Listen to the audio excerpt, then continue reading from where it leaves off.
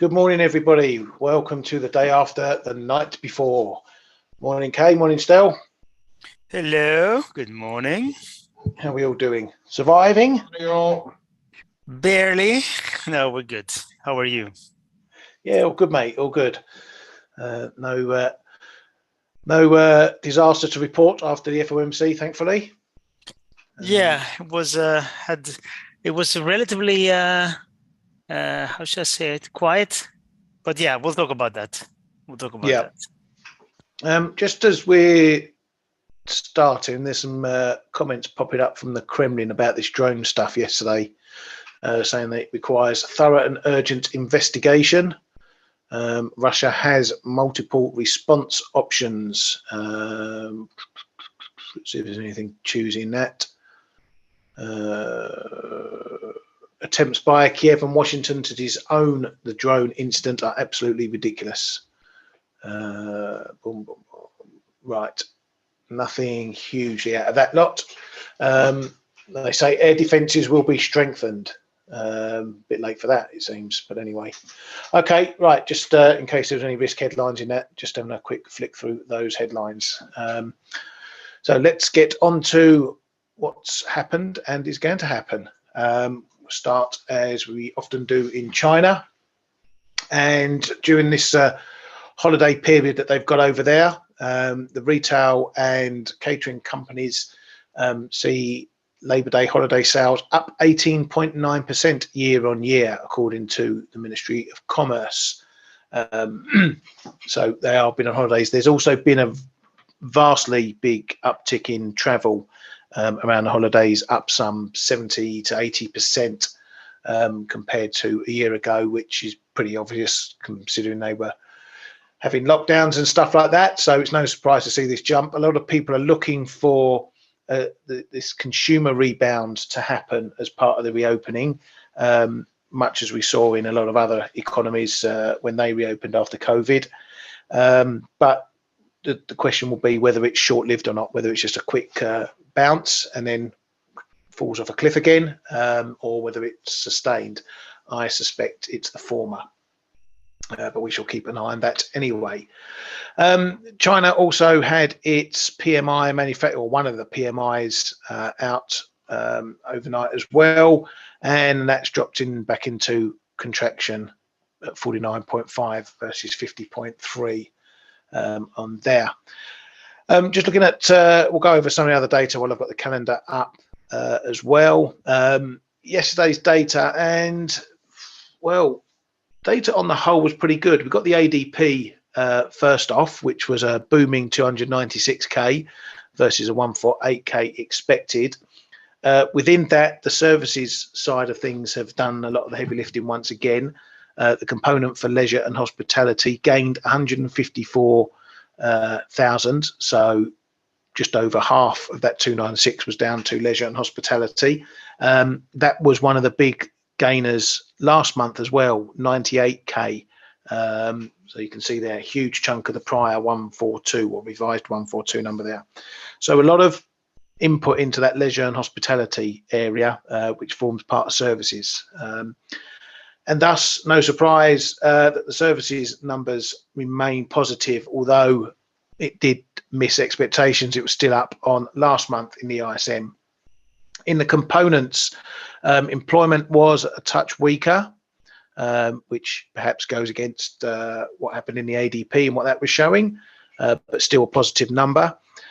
New orders, fairly solid, not as much as expected, but up on the month previously. And that all-important prices number, the inflationary pressures from that, a bit softer than expected, but still up on last month, and there's still plenty in the pipe in terms of cost pressures there. Back to the ADP, and one of the lines from the people there said that employers are hiring aggressively while holding pay gains in check as workers come off the sidelines. So that again signalling that there is a strong labour market still, and that sorry, that's my phone going off.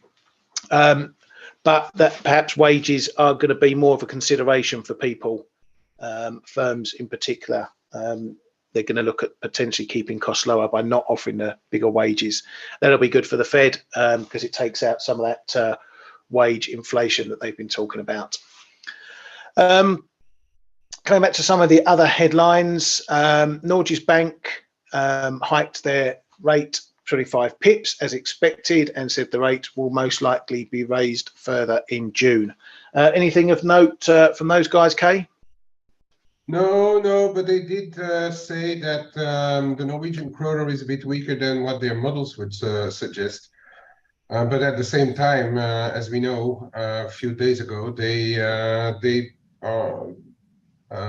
told us that they were going to sell pretty much the same amount, 100 million Norwegian kroner per day difference, but still the same amount of Norwegian kroner every day. So there's not too much to get out of that right here and now.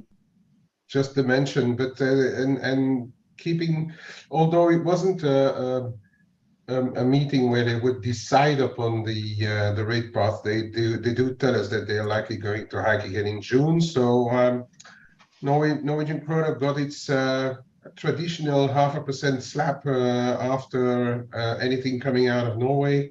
But then is stabilizing roughly, but still at lofty levels versus the euro NOK is still very high. Dollar Norway is at interesting levels though, and we'll see what happens after the ECB and after probably tomorrow's NFPs. But we are at interesting levels there and turning around. But for the rest, no, nothing really to take away from the Norges Bank. At least no bombshells.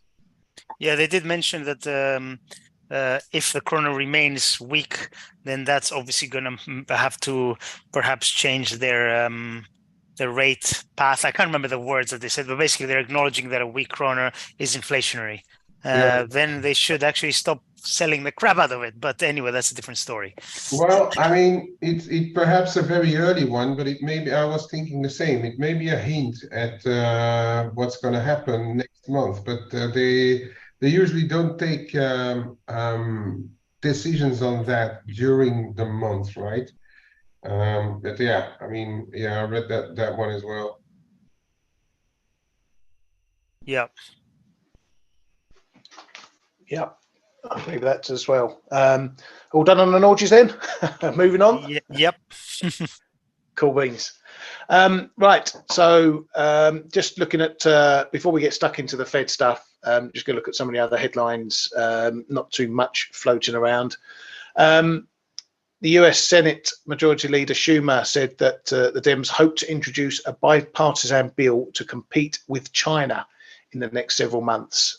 So we should be on watch for that popping up and what bum fights that's going to create between China. One would hope it might be something that's conciliatory towards them, but very much doubt it based on how the rhetoric is so far. So we need to keep an eye on that later. And again, going back to this Russia stuff. So we got this apparent drone attack yesterday, which was reported by Russia, saying that they tried to assassinate Putin with a couple of drones. And they say they reserve the right to respond when and how it sees fit. Russia's Medvedev said the drone attack leaves Russia with no options except the elimination of Zelensky and his clique. So pretty strong headlines here, but the market didn't really react to that yesterday. It's almost as if Russia's creating excuses to do something. False flag, really? Well, Yeah. I say that, but it did have a scratch in our heads, you know, thinking about the reasons behind it. And then I was reminded by an article that Sky News dropped that they've got their May Day celebrations coming up May the 9th, which is a big deal in Russia. And what they've been doing is trying to tone down what's going to happen at those May Day celebrations. Usually there's big marches, people out on the streets. It's a whole big hoo-ha. And they've wanted to try and restrict and contain some of those marches because they are worried that they will turn into anti-war protests that will be seen around the rest of Russia and indeed the world. So it falls into play that this is potentially some sort of fun and games to try and put or reinforce why they're restricting those 9th May celebrations. What better way to do it than say you're possibly being attacked by drones and stuff, and that also saying it's trying to assassinate your leader, drums up the propaganda machine. So I'm not saying it's a direct link, but when you put 2 and 2 together, you're more chance of getting 4 over what they're doing with this drone news regarding those celebrations than this was an actual attack from the Ukraine. Because you've got to ask, how does the Ukraine fly? And we're not talking like those big, massive plane drones. We're talking about the 4 propeller jobs. How anyone can fly drones around the Kremlin without being spotted, without there being air defenses like that, I really don't know. But I don't want to get into too much of the political argument. What do you guys think of it? Yeah, I agree with what you say. It sounds unlikely, right? But yeah, I don't know what to make of it. We don't know the details, but it's definitely giving an excuse to Russians to do stuff in quote unquote retaliation. Let's leave it at that. Yeah. Drama queens, yeah, and exactly. Yeah, can we talk about the Norges Bank again? Really, honestly, I mean, there's no damage, no injuries, no nothing. Come on, let's get a bit serious here. There's no way that a drone could get even close to the Kremlin, in my opinion. So I'm gonna leave it at that. So make of that what you will. As I say, it can be for 2 reasons. 1, for these May 9 celebrations. 2, creating an excuse to step up something in Ukraine, which we hope that's not the case, because obviously there's still the talk of tactical nukes being on the table as far as they're concerned. So let's hope it's not that road that they're going to take for that one. But anyway, that's the news on the streets as far as that's concerned. Keeping to Russia, and the NATO intelligence chief said there are heightened concerns that Russia may target undersea cables and other infrastructure around. It was reported that that cable, that oil pipe that got damaged, Russian surveillance ships were seen in the vicinity around the time it happened. Again, draw your own conclusions. Not going to dwell too much on that. Back to the data, and it's been Services Day in Europe and the rest. We'll have a look first off on the export front for Germany. Exports down a whopping 5.2%, imports down a whopping 6.4%. So for trade balance terms, a little bit of a margin difference there, but on an activity basis, that's a decent drop there on both aspects.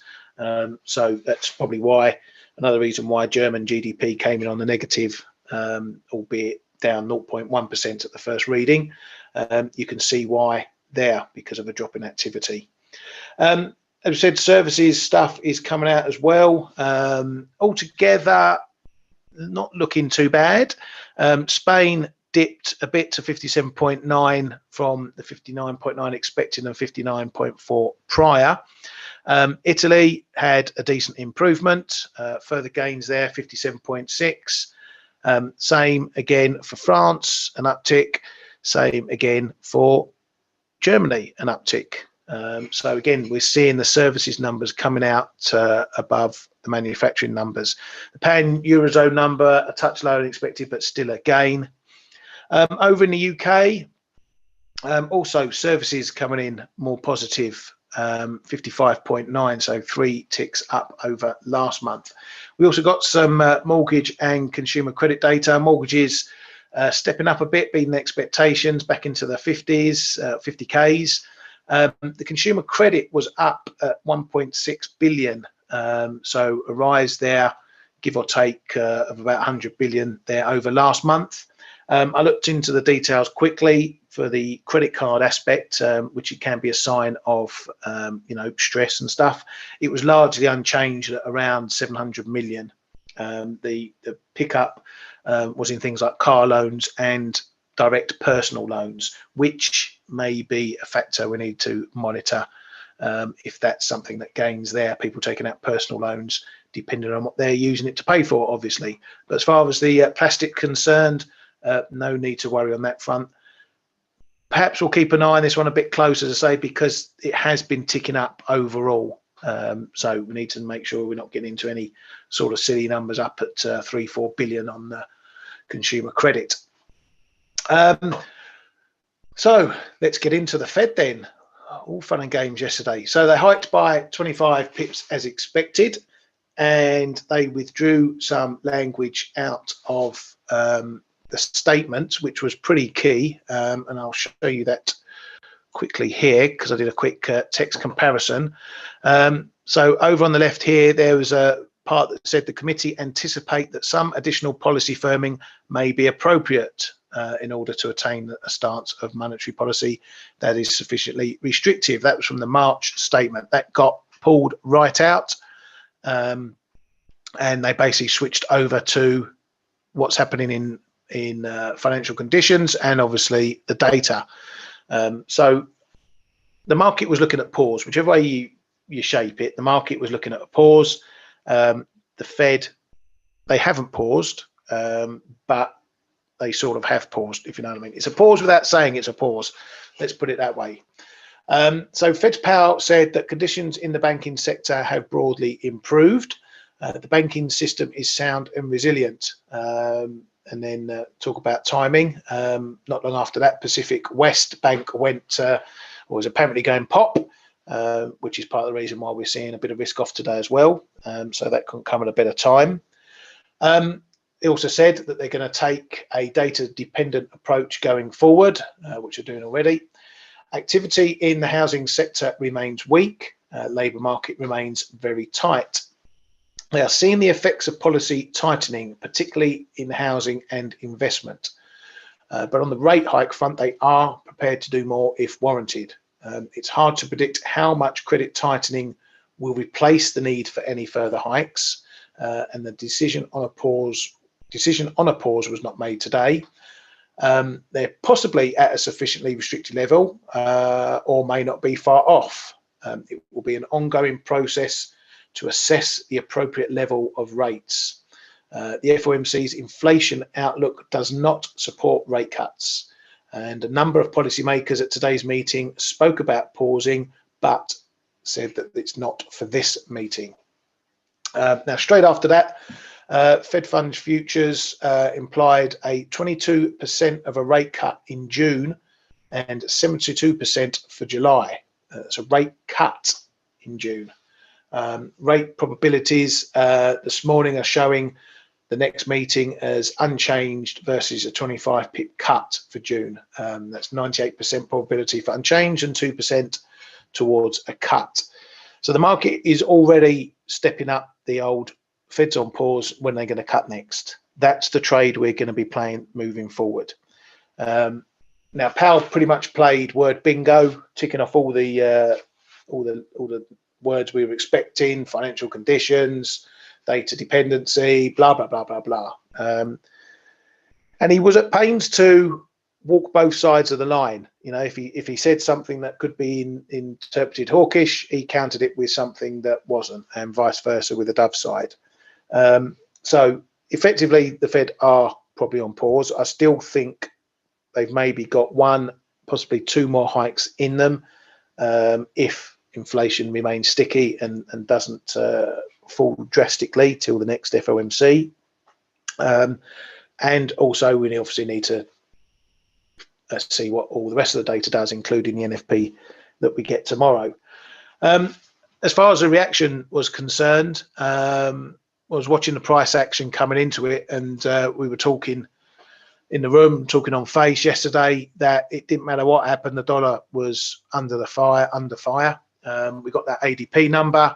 It pinged up to near 136, lasted about 30 seconds, and then popped out again. That was that move in there. Then we got the ISM, similar situation, another pop, another drop, each time making fresh lows. So the market was in rally sell mode, and as mentioned, I I really didn't see anything that the Fed would pull out that would get a sustained move in the dollar.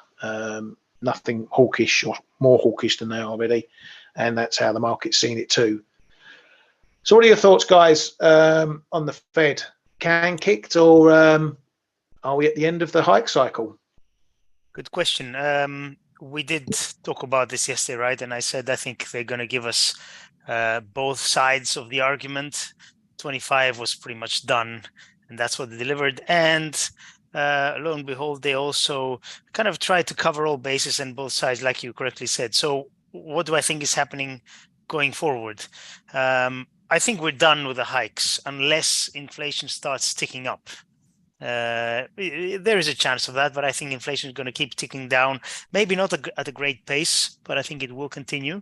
The issue I have with the market is with the pricing of the rate cuts, and I think that is, given what we know right now, I think that's probably not realistic. I mean, cutting by, what was it, July or something like that. I mean, that's it's way too soon, and we have to admit that I was going to say Bernanke. Powell has told us repeatedly that, look, we're not going to be cutting or maybe not in those words, but they're going to be staying higher for longer. And I think that's what's going to happen unless we see some banking collapse and really escalation of the whole situation. And by the way, I don't know how Powell can say that the whole thing with the banking system is stronger now and more robust. I mean, where is he seeing that? I have no clue. But for now, knowing what we know right now, I think cuts are absolutely out of the question, at least not this close to where we are now. So I think higher for longer is going to be the way. And but as you said correctly, Ryan, he has covered all the bases, and he's we are data dependent, but there's a risk to the economic outlook, and inflation is high, but this and that. It's always the same two-way speak from Fed, and from other central banks. So market-wise, what do I think? I still think the dollar is a sell on rallies. And I think that risk is buy on dips. It doesn't make too much sense for risk specifically, but I think that's still the path of least resistance. But yeah, it's difficult to make any more conclusions from yesterday because it was quite vague overall. So I don't know what Kay thinks. That's my 2 cents. Yeah, Kay, what are your thoughts on that? Exactly as expected, right? 25 and going data dependent, like they already hinted at the last time. As I said, also they are now around their possible plots, a possible target rate around 510, and that's it. Now he has to go neutral, and that's it. That is it. I was exactly saying that on the chat yesterday as well. It's that he really made sure to whenever he was saying something hawkish, to follow it up with something dovish. And I'm looking at the euro dollar. We're exactly 2 pips away from where euro dollar was before the FOMC. We are a little bit higher in the cable. We are exactly at the same level in the Aussie dollar, for instance, or dollar Canada. And that's what a neutral FOMC is probably giving us. Now it's over to the ECB. The yen, I think, is much more to do with risk. And I've been saying that also on the different shows and in the chat room. That is my expectation. The new governor, we are going to be in some sort of normalization, but what did not work for a year and a half, or more than a year and a half, nearly 2 years, on the correlation between yen and risk, is probably going to kick back into play with a vengeance, perhaps. And we've seen that yen is really starting to react again to risk, and that is, in my opinion, a normal development, because there's always going to be some sort of correlation. We had only one currency really pinned to risk in Europe, which was the Swiss, and perhaps a bit of Aussie also on the Asian front of the world. But I think yen is going to be now a risk currency again. Yeah, for the rest, I agree with Dale. I don't think they're ready to cut rates unless the fatal domino starts to fall, and that is employment. And I think that is now, in my view, even more more important, sorry, than CPI. Of course, if CPI collapses, whatever, then that's a reason to stop as well. But the big one is going to be the real economic data, and that is going to be the employment. One interesting point that he mentioned, and that is telling me that they are really on pause now, is that the curve is in positive territory. And if we recall, I think somewhere in early 2022, even late 2021, he was already saying we want the whole curve to be in the positive territory, and we were all scratching our head, wondering what he's looking at in the rates, because some of them were already massively positive. But now he accepted, or he acknowledged, that it was in positive territory. So that to me tells us that we are in pause land.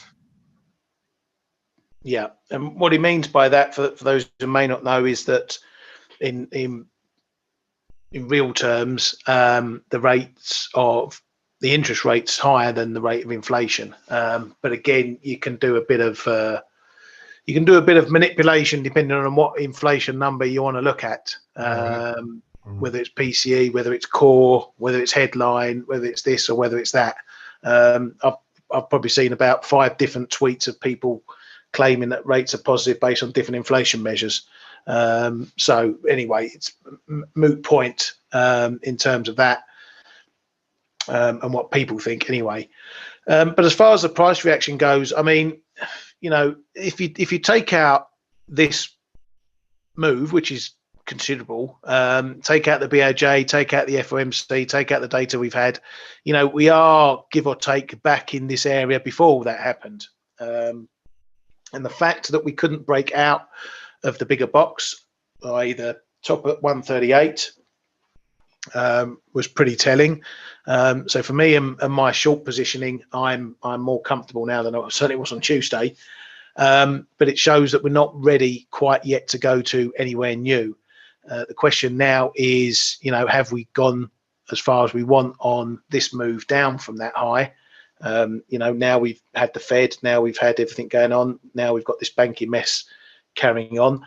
I think rallies continue to be sold. I think while the weight of the banking stuff and other geopolitical stuff weighs, the debt ceiling, that sort of thing, still weighs around the neck of the US, it will weigh around the neck of the dollar. So I think even if we get a good NFP tomorrow, if none of those other situations have resolved or got better, that's going to be a rally that gets sold into. The question is there more to happen? Yes, the market is now creeping towards the extreme side of predicting rate cuts. You know, we're looking really September, if you ignore those probabilities that are probably a bit wacky at the moment. So, you know, cuts in September, are they going to happen? I think it's too soon to predict, but a lot can happen in a few months. So the question is going to be is how much will the pivoters want to push that trade? And for that, we need to keep an eye on yields, which, you know, have suffered after the FOMC. You know, here we are. I'll have to adjust that number, but that's the new Fed midpoint, 5.125. And here we are, you know, 130 odd pips below. You know, that doesn't say the Fed are keeping rates up that long. Even on the 1 year, not much of a dip down, but still well below the Fed midpoint. So the higher for longer is still being disbelieved by a lot in the market. The question is how much further they might push that trade. So if yields, you know, come right down, particularly in the short end, you know, get this 1 year down at 4.5%, maybe down to the 4%, that might be where we see extreme pricing for cuts. And if that's the case, that may be where the next trade appears, to look to fade that move if the Fed aren't going to cut as the market expects.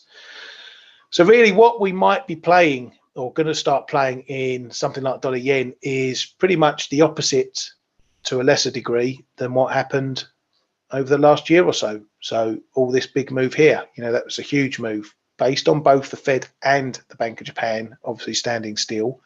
But we might be playing that sort of game on the opposite side coming down. But it's not going to be as big as that, I shouldn't think. Remember, we're only talking about rate cuts down to a potential neutral level, which may be around the 2 to 3% mark. So there's only 200 pips of cuts, give or take, from where we are now.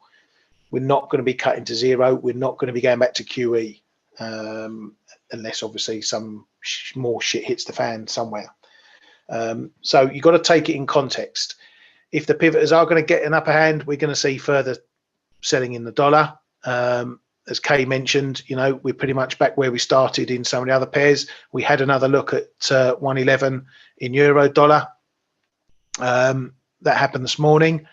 Couldn't get above it. Maybe some hesitancy to push the boundaries ahead of the ECB. I don't know. But this is now our key level on the top side. If the dollar's going to get sold, we need to crack that. If we crack that, we're probably seeing 112 not long after. As I mentioned previously on yesterday's show, if we get above there, you know, we're probably heading up perhaps for a test of the bigger 115 level, which is a huge level, always has been, and we'll find plenty of traffic in the 114s. I'm considering maybe dropping in a couple of buy stops in this one above 111. We have got barrier action up there, so that's a reason why it's probably being defended so robustly at the moment. So I'm thinking about a buy stop, but it depends when it comes. If it happens before the ECB, then it's likely maybe just a quick barrier attack. If it happens over the ECB, then it may be due to some comments or news that is more hawkish, and then it's going to be a bit more of a sustained break. But for now, that's our level on the top side for the euro. On the downside, the trend remains our friend and dips into the low 109s is where the buyers are coming in. So that's going to be a marker for today as well. So decent couple hundred pips for you to park your buses in and have a little play around in. Well, I've been doing a bit of waffling. Kay, do you want to pick out some choice pairs or give us a view on the ECB and the euro? Yeah, sure, no problem. Let me grab the screen. Right, so into the ECB. Euro dollar. Well, it's clear, right? As Ryan already said, there's stuff going on at 111. That's your gateway, right, to what may happen before. And I'm going, even if it's daily, there's a few trend lines and a few fibs around here. I think there's a lot that will be going on in somewhere in the 112s as well before we can talk about what Ryan showed in around 115. But a pop through 111 is really not to be ruled out. It's really the side the market is looking at as well. And as I was saying in the room, and Ryan already spoke about that, those beats in those low 109s. If you look at how the ECB and how the Fed, if you only take those two, right, and not look at what other crap might be going on in the market, the ECB is in rhetoric as well, catching up a little bit on what the Fed was doing. So I do think that the market is really looking to at least go for a test or trying to break. I really wouldn't rule it out, because there's this chance today, and we haven't spoken about the possibilities that the ECB may do, but there are still economists out there who think that the ECB may do 50 BPs today. So watch out if that would be what we get. And I'm not saying we will get it. There are a legion of possibilities. Well, a legion, at least 2 or 3, 4 possibilities that's going to happen today.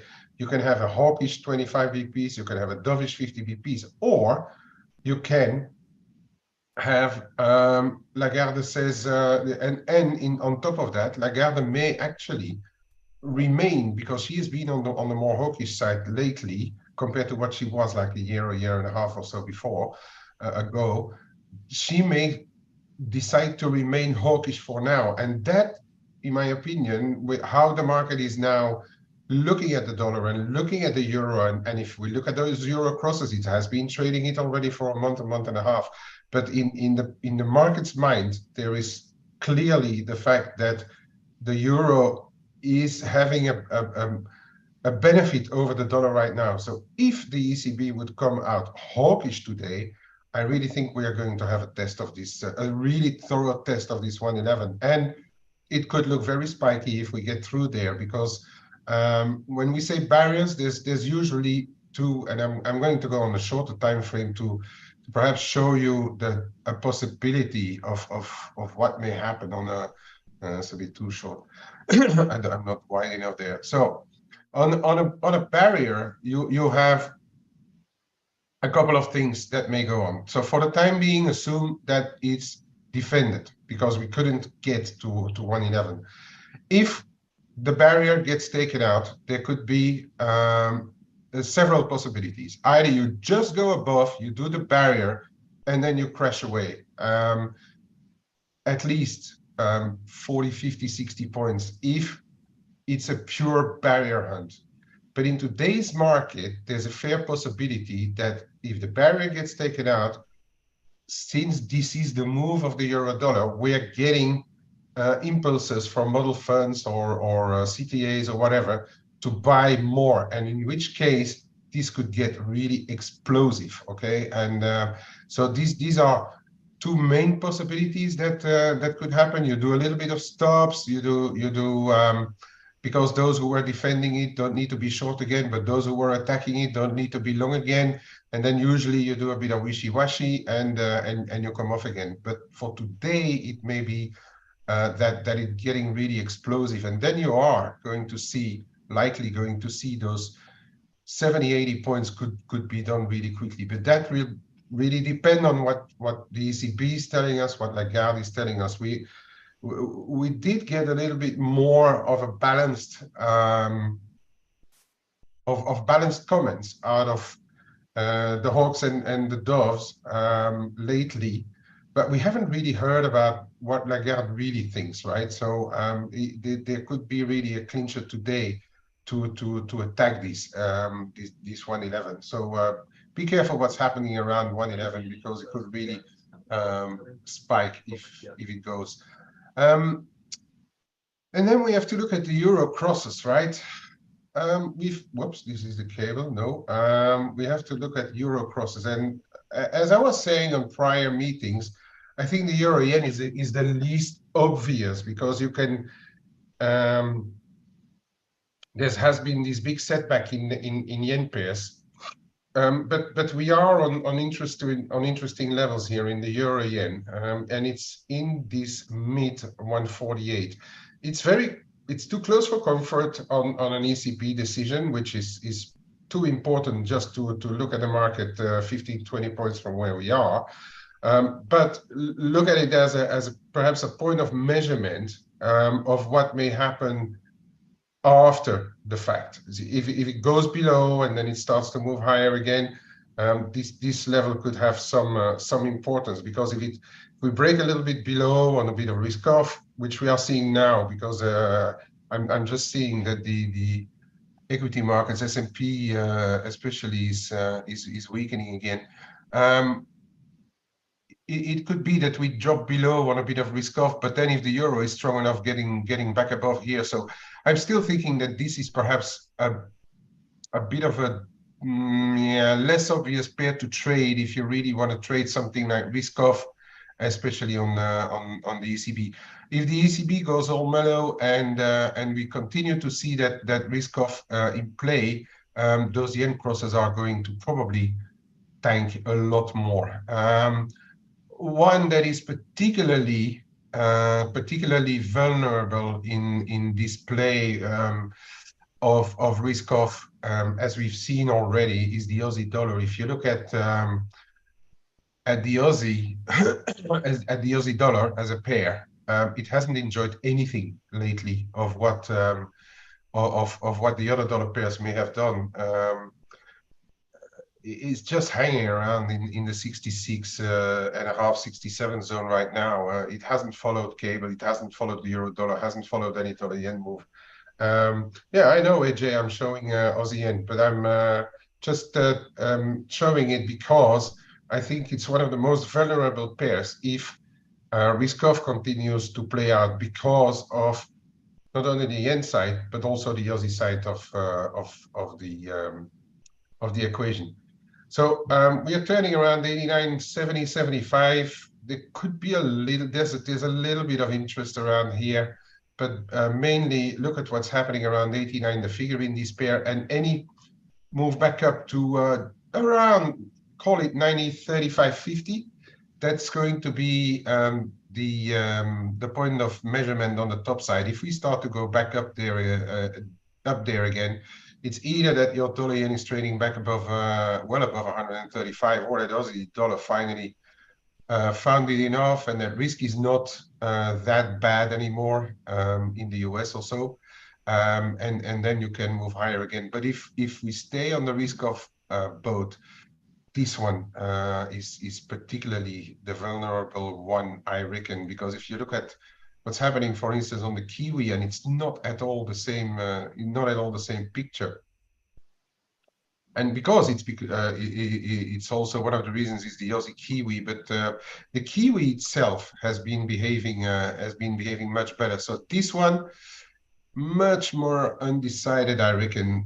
Keep an eye on what's happening around 83.5, and then around 84.25 on this one.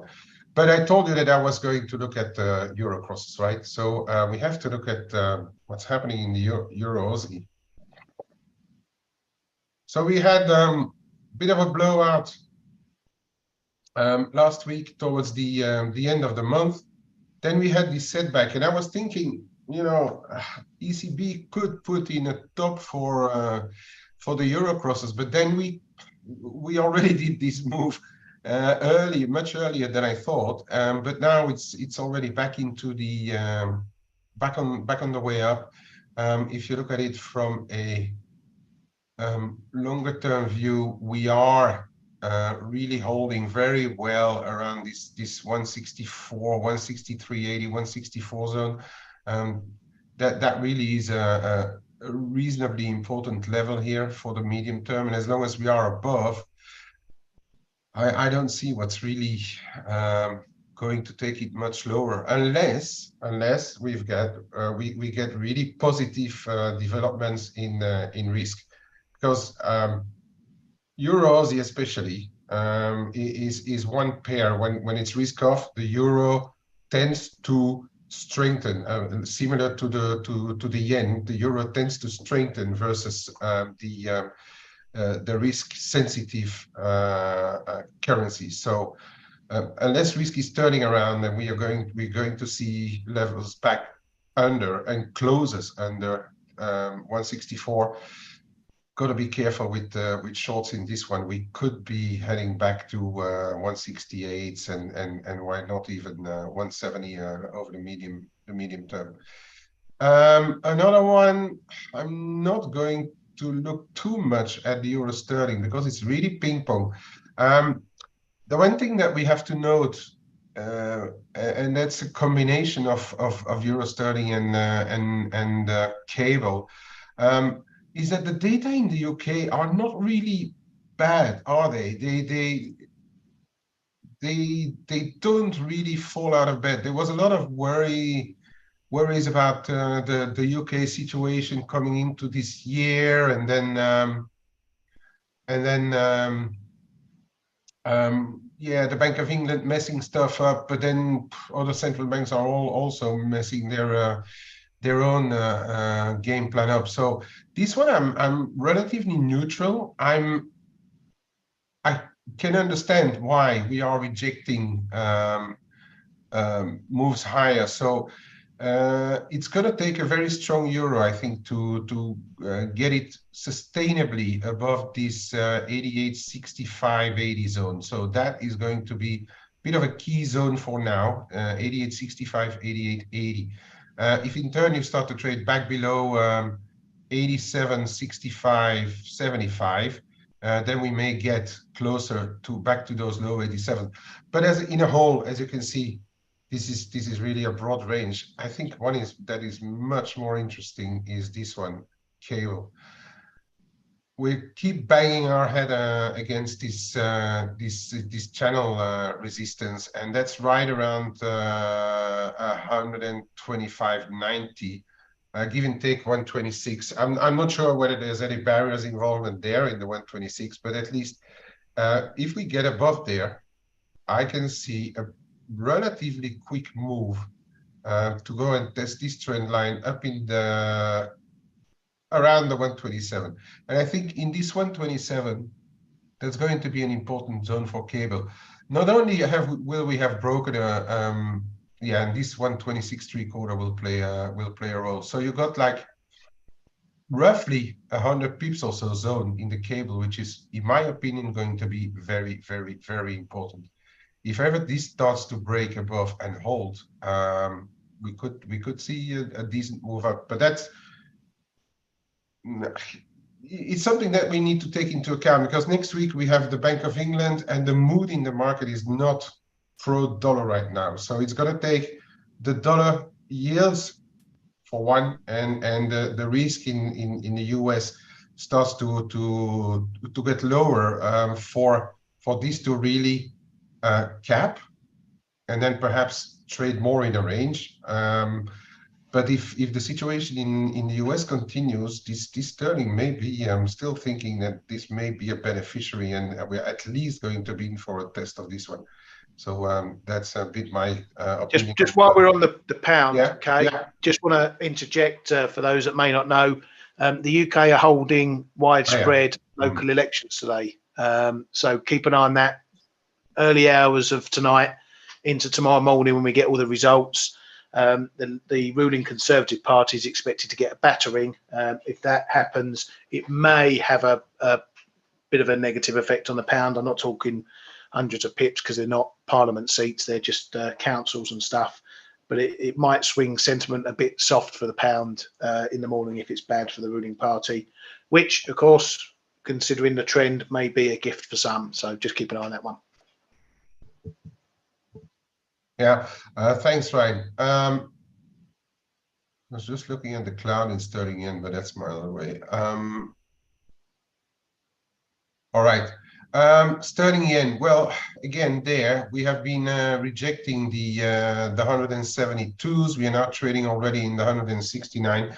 168.5 has been prior highs. So keep an eye on what's happening in 168.5 in sterling yen. 40, 50, yeah. Give and take algo pips there, guys, because these crosses they are volatile, as we can see. They are quite volatile.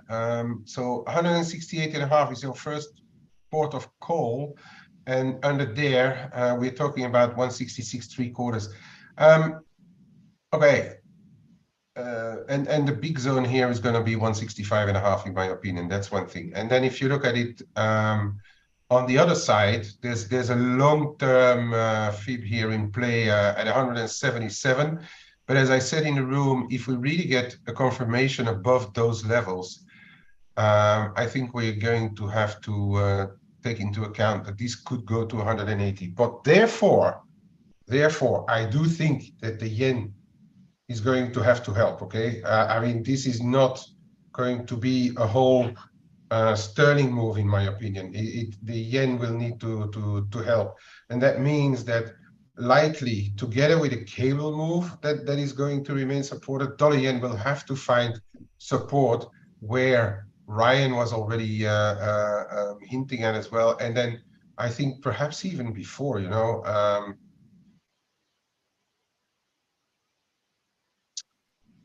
yeah, there's a bit going on, but trend lines are being a bit massacred of late. But the first level here is 133.70, 133.90, 134, the figure where we started really from on the BOJ. But then this one here is going to be a relatively important zone. The 133, the figure down to 132.80. Stretch it to 132.60.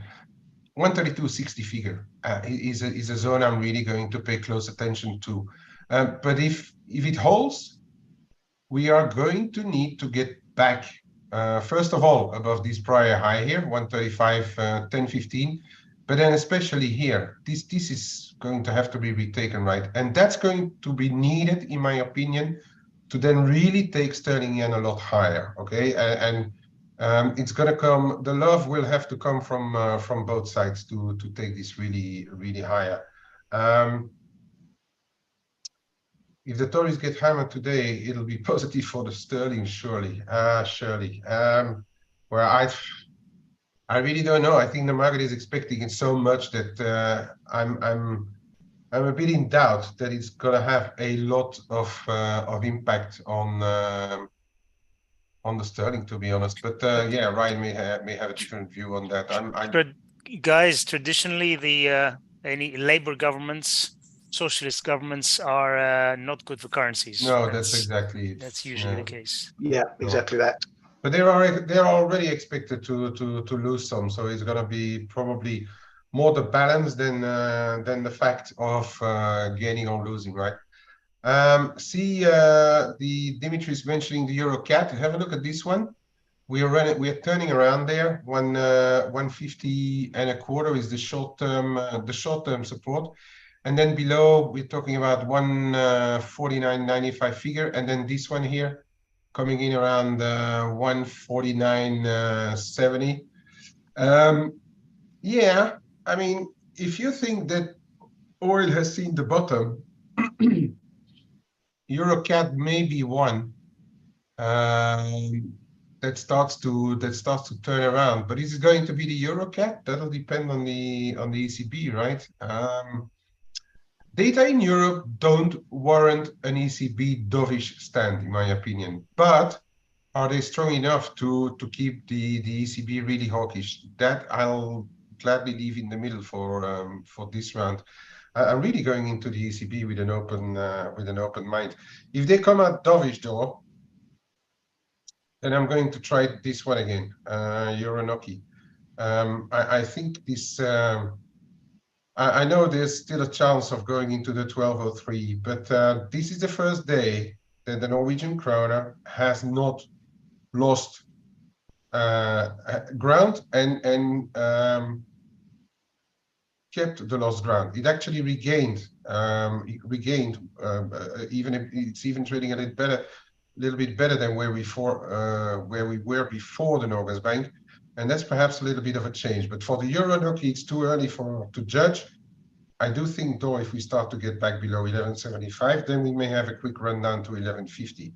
But that's music for after the ECB. I think this one is probably more interesting, especially if the ECB would be at least neutral towards the hawkish side, since we know that the market likes to sell dollars these days. Keep an eye on what's happening around 1075 at the close of the day. If we are below, that may mean that we have seen the best of this dollar Noki, and we could go back to levels probably closer to 1050.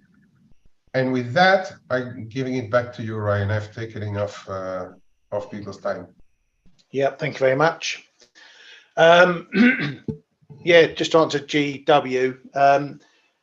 It's mainly going to, this election thing, it's mainly going to be a case of, yeah, if the Conservatives get battered, where do the votes go? It can be a bit of a protest vote. There's not too much importance placed on it by the public because it's not for parliamentary seats, so it gives them a chance to give whatever party a bloody nose. But I think the market reaction will more be based, as Kay said, on where the votes go. If it's a straight out of Conservatives into Labour, that might be seen by markets as a bit negative because a Labour government isn't generally seen as positive for the UK economy. But if it goes, all the votes don't go to Labour and they all go to the independents and the Lib Democrats and smaller parties, then you can probably really brush it off as a protest vote, and that it may not be reflected should there be an election, the next one anyway. But I'm not expecting to say huge reaction from it, but it's a risk, and as traders we keep an eye on risks. Wise words, mate. Wise words. Thank you very much. All we've got left is the ECB. My expectations going in is that they will probably do a 25. I think a 50 might be on the table, but I think it's low risk. I think the Doves gave a concession on the last 50. They're probably given a concession on the last few 50s. So it may be the turn for the Hawks to give something back to the Doves and just go at 25. I don't think they will be giving us any sort of pause projections. And that's going to should keep the euro on the bid side through that, and the ECB closing the gap between the Fed, them and the Fed. So yeah, as far as the euro goes, we've all spoken about the levels. We know the top side, we know the downside. If you're going to be trading it, look for moves either side, and whether any news that makes the euro move is justified and can be sustained. We know the trend for the euro at the moment, so anything that dents that may well be a good fade trade to look at. But we shall find out tomorrow, or we'll find out later today, but we shall talk about it tomorrow on tomorrow's show. Stel, you got any last thoughts you want to put on the ECB or anything?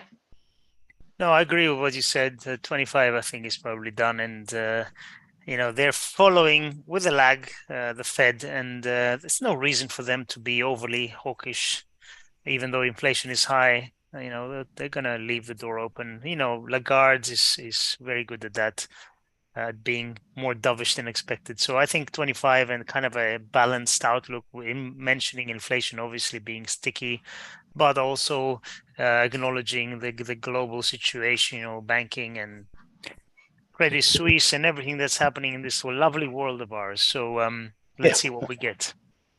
Yeah, and I just want to highlight something, and I hope people are taking this distinction and learning from this. We've seen what happened with the Fed and its rate cycle, and what happens when the market expects the Fed to get to its top and then cut. The ECB are lagging, as Stel says. They're still in their rate cycle. So, extrapolate what's happening to the Fed over to the ECB. That will potentially happen at some point, and you're going to see the same market moves. Markets only go up or down. They just go up and down for different reasons at different times, but they still all move the same ways over the same things, just at different speeds and times. So learn from the Fed, apply it to the ECB and other banks further down the line. Have a great day, everybody. Good luck over the ECB. Don't fall asleep too quickly when Lagarde starts speaking. I'm usually done by about the third question. Have a great day, and we'll see you all tomorrow for the review.